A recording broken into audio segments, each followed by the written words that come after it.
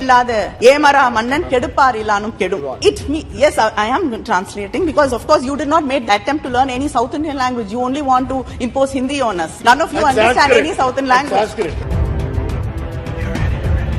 With all the tools in your hands. And shame on your tools. Your tools, yeah. All your tools. This government.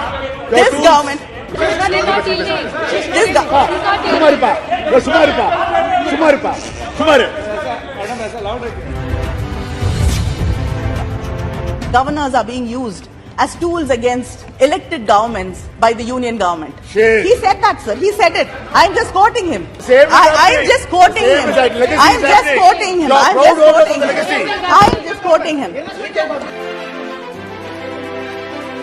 When we are talking about Adani, it becomes against the country. Anti-India. So I am really confused. If talking against Adani is talking against India, I really want a clarification. You become anti-Indian.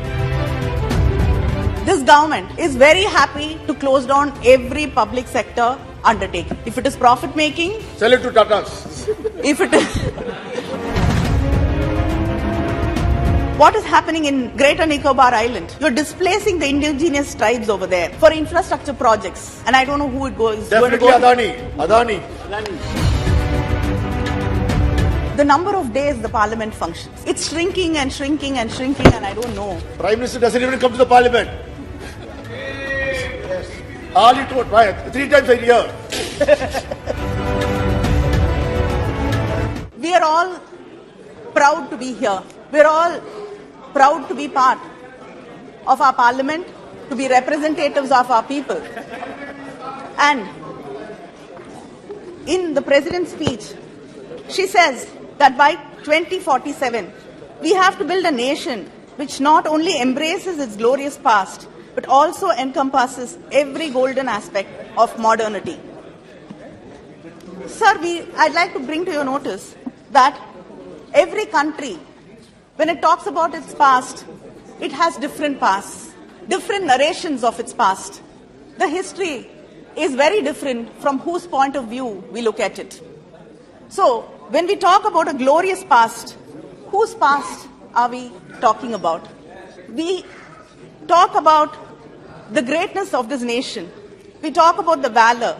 We talk about the art, literature, the temples, architecture, and the philosophy. But we cannot forget the people who found no space or place that there is enough in this country to feel proud about. And we also have enough to be ashamed about. We have to embrace that. We have to understand that. We have to own up to that. Only then can we make amends to it. Only then can we make sure there is justice done to these people. But this government, this union government under the BJP, tries to create a unitary culture promoting oneness. One nation, one ration, one nation, one tax, one nation, one market, one language, one exam, one election, one nation, one religion, one nation, one party. This is where what you're trying to lead to. But you have to understand that will never happen. Never. This country has seen enough. This country has withstood enough. And our people, the people of this nation, will fight. You continue to undermine the power of the states. You continue to delegitimize the work we have done. Shame. You continue to insult us. You do not understand what a welfare state is and what freebies are. You continue to call us names, but we have set examples. We have proved that we can create models of social justice. We can create models of inclusive development, which you have miserably failed to do so. Unfortunately, in 1967, when one of our leaders, Perasriyar Anbalagan, was in the Rajya Sabha, he said, in November when he spoke, he said that governors are being used as tools against states in Rajya Sabha. Perasriyar. He said that governors are being used as tools against elected governments by the union government. Shame. He said that, sir. He said it. I'm just quoting him. The same is I'm happening. just quoting The same him. is happening. Legacy I'm is just happening. quoting him. You are I'm proud just owner of quoting the him. legacy. I'm just quoting him. Sir, the Tamil Nadu. Speak about collegium, you cannot speak about it. So the Tamil Nadu governor has delayed assent to around 20 bills passed by the state legislature, Shame. including crucial bills like prohibition of online gambling Shame. and regulation of online games. And it's just not Tamil Nadu which stands alone in this fight. We've seen what happened in West Bengal, Maharashtra. what happened in Maharashtra. In Kerala, the governor threatens to withdraw ministers, and in Nagaland, in Telangana, yeah, every government which is not to withdraw ministers, and in Nagaland, in Telangana, yeah, every government which is which is a non-BJP government, I think we have to fight battles with the governor. But Dr. Ambedkar has rightly stated in the Constituent Assembly that the governor does not have any individual discretion and has to act according to the aid and advice of the Council of Ministers. I think this government, when it sends governors to states which are non-BJP states, should ask them to read the speeches of Dr. Ambedkar, or at least kindly advise them what this country stands for and what federalism is. Because you are the ones who keep talking about cooperative federalism, so you should teach them to cooperate and understand the importance of federalism. But you do not listen. You could not listen to this, Mr. Rahul Gandhi when he spoke here. You were interrupting because you're not used to listening. It is something which you don't know how to do. Listen to sense. Listen to sense. But, and I think this year you forgot in Tiruvallur because there are no elections in Tamil Nadu. Yeah. But I'd like to remind you, Idipare illada Yemara Mannan Kedupar illanum Kedu. Yes, I am translating because of course you did not make the attempt to learn any South Indian language. You only want to impose Hindi on us. None of you understand Sanskrit. any South Indian language. Sanskrit. A king without an honest critical council needs no enemies to come to ruins. So if you do not listen to what the opposition says, to what the people say, to what the press says, to what people have to say to you, then you do not need enemies to bring you to ruins. This is what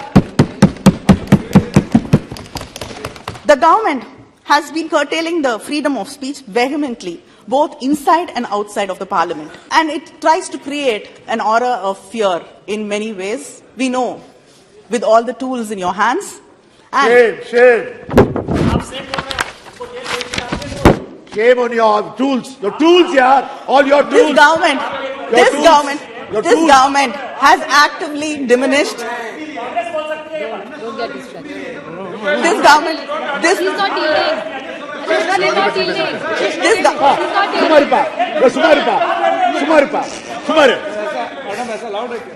This government has actively diminished the space available for dissent, debate and discussion. Making the people voiceless does not ensure continued power, but it will create simmering. I'm reminded of Alice in Wonderland. I don't know whether I'm in the parliament or in the court of the Queen of Hearts. She just needed no reason to pass a sentence. She needed no reason. She could not listen to any reason. So sometimes you feel that is where you are in the court of the Queen of Hearts from Alice in Wonderland. Because the government does not understand that the parliament here is to legislate, but it believes in bulldozing all the businesses. There are no pre-consultation policies. Parliamentary committee recommendations are unheeded, and every time we have to repeat what we recommend, and still the government does not listen to us because they are not used to it. And most of the bills are not circulated to the members earlier, so there's no opportunity for the members to be able to research, read it, understand it, because you only believe in bulldozing the bills. And the number of days the parliament functions, it's shrinking and shrinking and shrinking, and I don't know.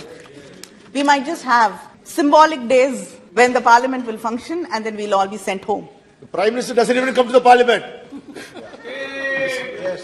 All it would 3 times a year. The Honorable President also said that the World Bank report acknowledged that India was able to prevent crores of people from falling below poverty line during the COVID pandemic. But the same World Bank report also mentions that it was the Mahatma Gandhi National Rural Employment Guarantee Act which played a role in mitigating the impact of poverty. It is a clear indication of the success of the scheme brought by the UPA government. But during this year's budget, the allocation to Manrega scheme is lowest in the last 4 years. The previous year, it was 73,000 crores. This year, it is 60,000 crores. But you are very proud of, poverty alleviation. And this is one of the most important schemes. And you've reduced 13,000 crores from it. There is demand. There is still demand. There is still demand. If you please can come and see. Then Don't answer it. Don't answer it. Don't answer it. Don't answer it. From being 63rd position in global hunger index, our country has slipped to the 107th rank. Shame. And nearly 4 crore Indians, youth, are looking for jobs. Shame. They're unemployed. Is this the growth you're talking about? And in the midst of all this, I don't think I have to go into detail because it was spoken. But in the midst of all this, the government is turning a blind eye, and we saw the virulent to it and supported it, and you were shielding it. Shielding it. Shame. Shame. So the sad thing is, there is a misgovernance and there's a manipulation of valuation. But your reply is only one, which says that it is against the nation. It's unpatriotic. It is against India. The same Hindenburg report, the same Hindenburg has given reports about 15 institutions, some in the US, some in China. None of these countries said it is against the country. It was against the institution. But when we are talking about Adani, it becomes against the country. Anti-Indian. So I am really confused. I really want you started calling India Bharat. Now I want to know what is the next progress. What is India? What is Adani? If talking against Adani is talking against India, I really want a clarification. You become anti-Indian. What happens to the common people? People who believe in hard work, who think that they can save their money because it is a government bank and they will trust LIC. What happens to their future? They trust LIC because they think their children's futures are protected. What is the answers you have for them? Is this the way you respond to these hard-working common people of this country? And this government is very happy to close down every public sector undertaking. If it is profit-making, sell it to Tatas.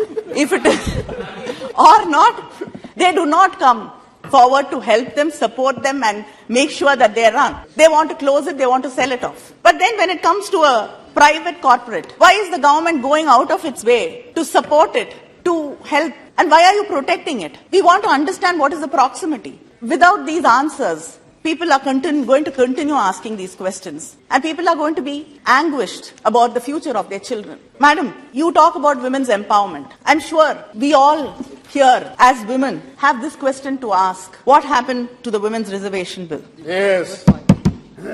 They're anti-women. They're against the women's development. Because you believe that the only way to make sure that a woman is honorable is to push her into the fire or behead her. Shame.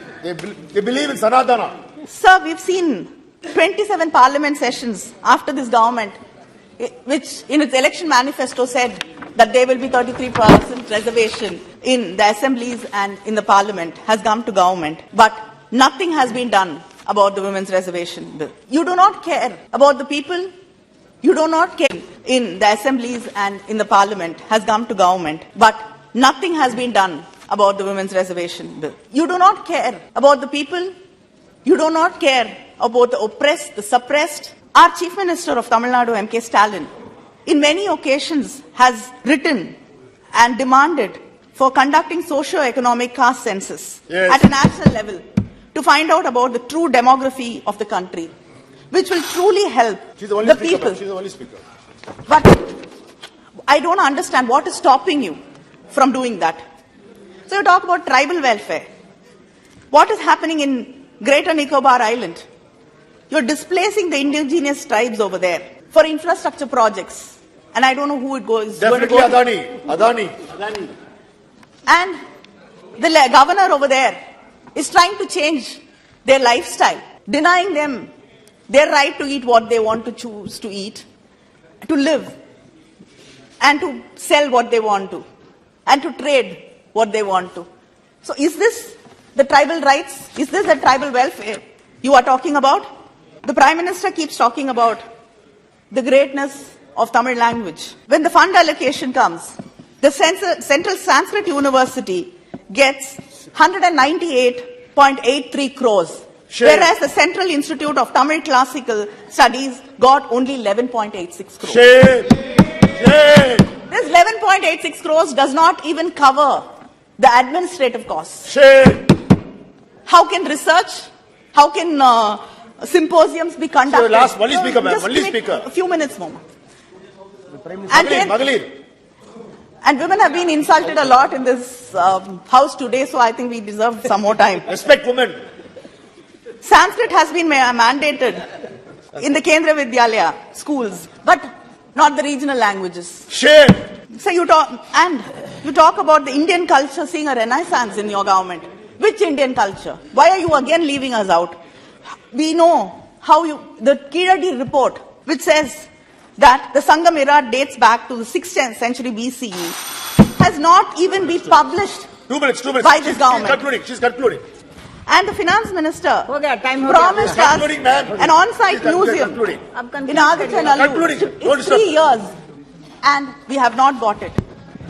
You talk about medical colleges, 260 medical colleges, but the Madurai AIIMS, which was the foundation stone was laid by the Prime Minister 4 years ago. Nothing, no work has happened. Shame. Naipa, we are waiting for 13 years after giving 116. Don't It's stop. 3 years, and we have not got it. You talk about medical colleges, 260 medical colleges, but the Madurai AIIMS, which was the foundation stone was laid by the Prime Minister 4 years ago. Nothing, no work has happened. Shame. Naipa, we are waiting for 13 years after giving 116 acres of land free of cost Shame. to the union government, and we are still waiting. Work has not started, money has not been allocated.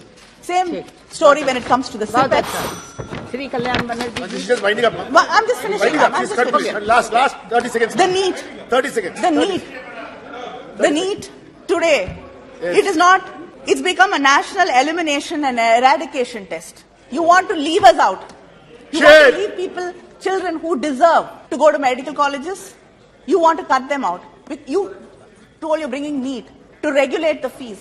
But Application today, the colleges are Important, very important. giving seats to only children who can afford the exorbitant fees in these colleges. So where is the justice and fairness to students who come from poor families but yet have the aptitude and the talent to become doctors? The scholarships were scrapped. Kalyan Banerjee. The minority scholarship was scrapped. What para? Last para. Railway projects. Last. Railway projects, Southern Railways, Mahila. we are getting not even 1/10 of what the Northern Railways get. Our fishermen issues in Tamil Nadu are unresolved. You have to use diplomatic channels to resolve it, which unfortunately you are not doing. Sir, madam, Last point. you say that we can walk, we have to walk together. How can we walk together if you don't recognize us